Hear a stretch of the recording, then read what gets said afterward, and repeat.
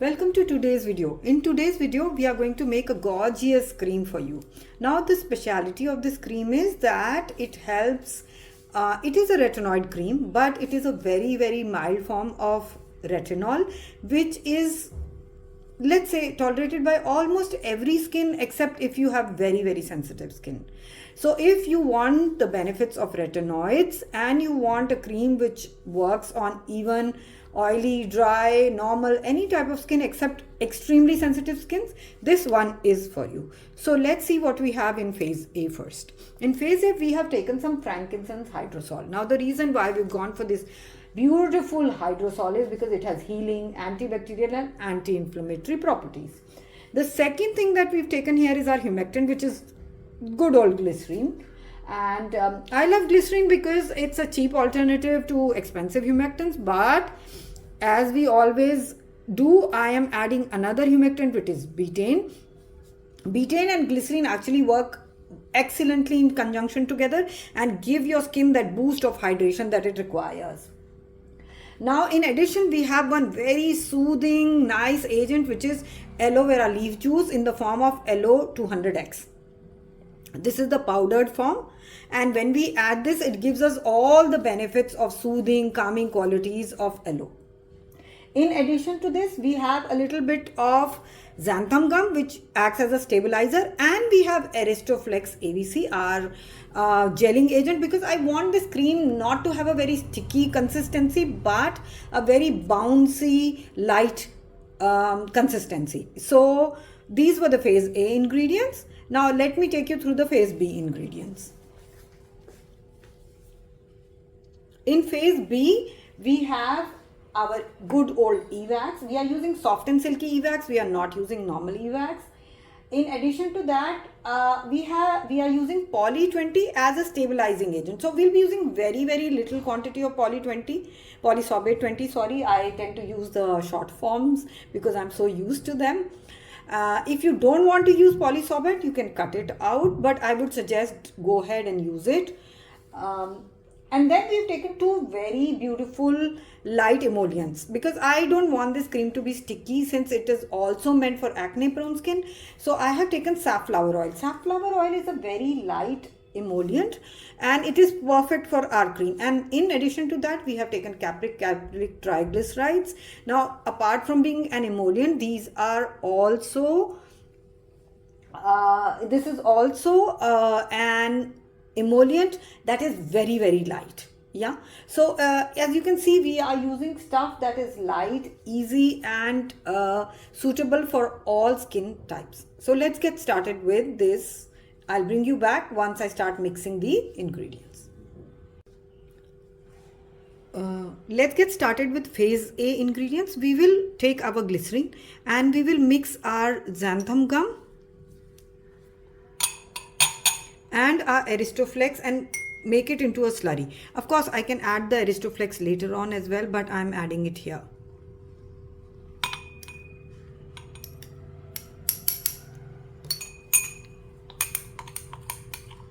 If your Aristoflex doesn't really get hydrated, it's not a problem. It will dissolve completely into the final mixture. So I've made the slurry. We'll keep this aside and we'll now heat the water and add the rest of the ingredients later on. But before I do that, I am going to be adding a little bit of water into my aloe, which I'll be adding into my emulsion later on. And I'll add just a little bit of water into my betaine also. And the rest of water will be heated along with the phase B ingredients, and then we'll start making our emulsion. Now let's put all the phase B ingredients in a beaker and heat them. So I'm going to keep the polysorbate 20 aside, that we'll add later on. In goes our beautiful safflower oil. And here goes CCTJ.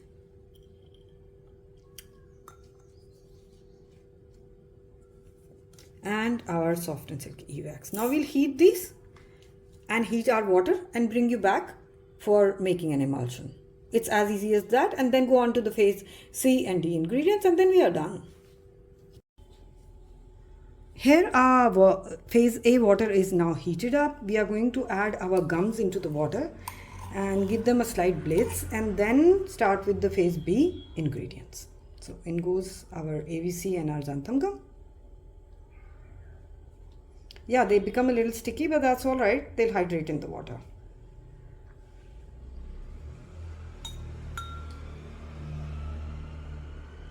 A bit of a challenge there, but they will, once they are popped in, it's not an issue. Then it's easy.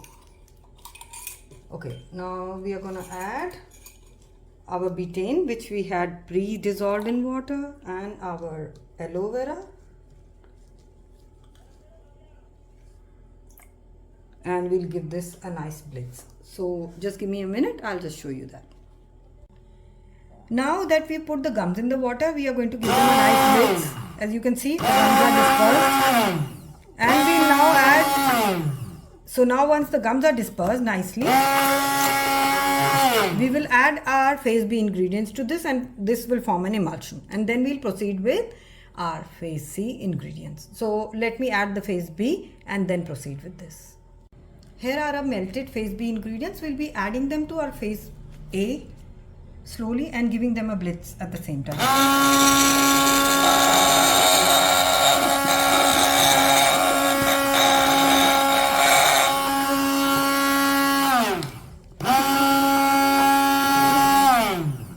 Here is my polysorbate. I'm also going to add that at this stage itself.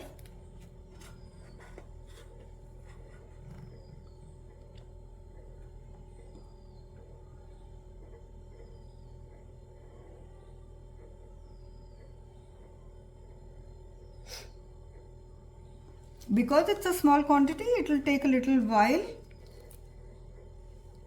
to blend together. If you're making a bigger batch, it will go faster.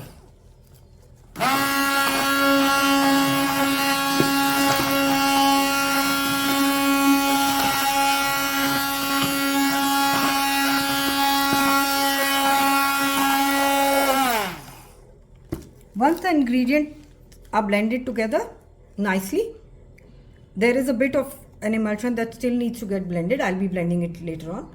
Once it's blended together, we'll be adding the phase C ingredients. So let me blend it together and show you how to incorporate the phase C ingredients. Here are our phase C ingredients. The first ingredient that you see in that small bowl is our retinyl palmitate. Retinyl palmitate is a very great alternative. As I said, if your skin cannot tolerate retinoids in any form, it's a very mild form of retinoids, and it brightens your skin, it minimizes the pores, reduces fine lines, clears uneven skin, dark spots, and is very low as far as irritation goes. I'm not saying there can be no irritation. Some skins can get irritated, but as far as retinoids go, this is a very, very mild alternative. And we are using it at a slightly higher percentage, but you can reduce the percentage if you want. And the second thing that we have is our turmeric protein extract. Now, the reason why I've chosen turmeric protein extract is because it does precisely the same things that retinol does without any side effects. So it lightens, brightens, reduces spots and prevents aging. So we get double benefits when we use both of these. One is a completely natural alternative and one is our retinyl palmitate. So let's blend in these since now emulsion has cooled. In this beaker here, I have DL panthenol, which I have previously mixed in water and cooled down. I mean, because I'm going to add it in the cool down phase. So let's add these ingredients and give our emulsion a nice blend. I'll start with adding the DL panthenol. Then I'll add my turmeric extract.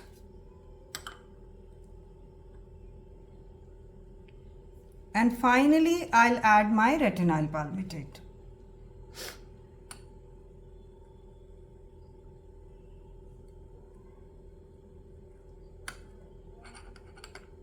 And now I'll make sure that I give them a very, very good blend.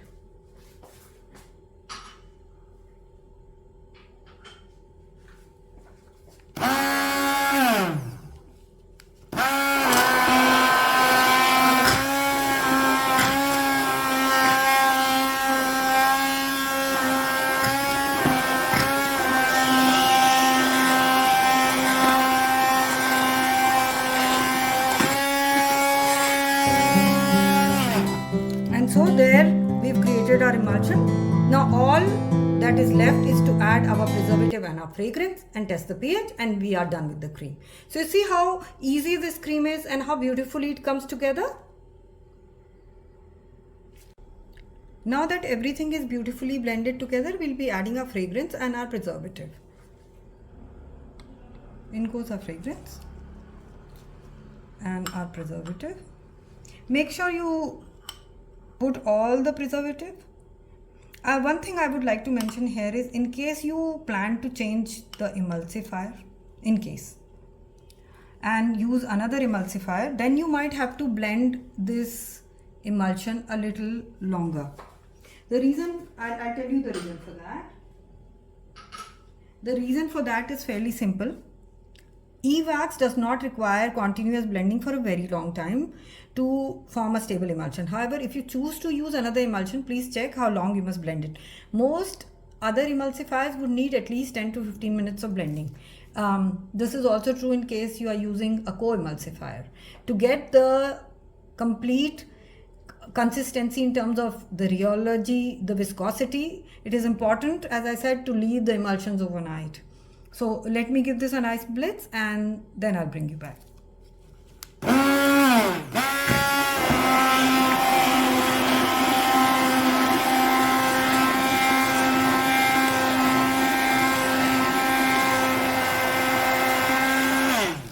So there, our preservative and fragrance is completely blended.